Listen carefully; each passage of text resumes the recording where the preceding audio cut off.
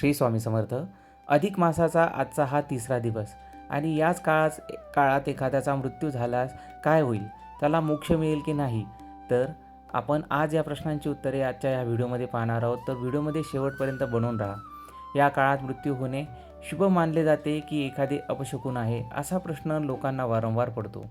हिंदूशास्त्र आणि ज्योतिषशास्त्रानुसार अधिक मास आध्यात्मिक व धार्मिकदृष्ट्या अत्यंत पवित्र, पावन आणि पुनीत असा मानला जातो.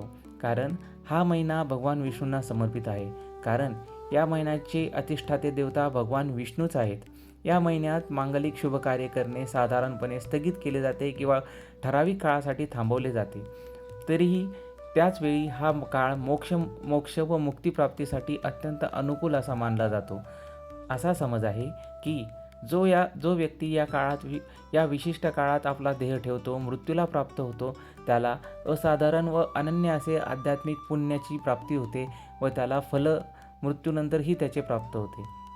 ईश्वरी आश्रयाचा मार्ग म्हणजेच अधिक मास.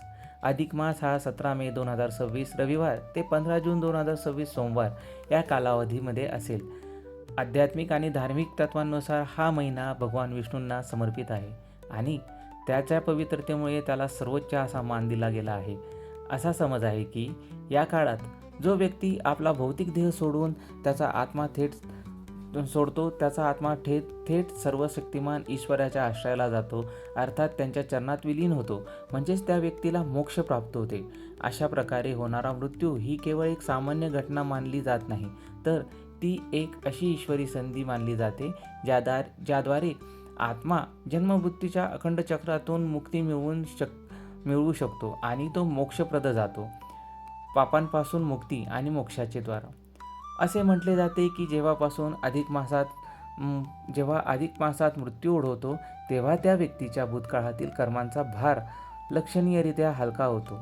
हा काळ आत्मशुद्धीसाठी समर्पित असल्याने या काळात होणारा मृत्यू हा एका अर्थाने मोक्षाचे द्वारच मानले जाते.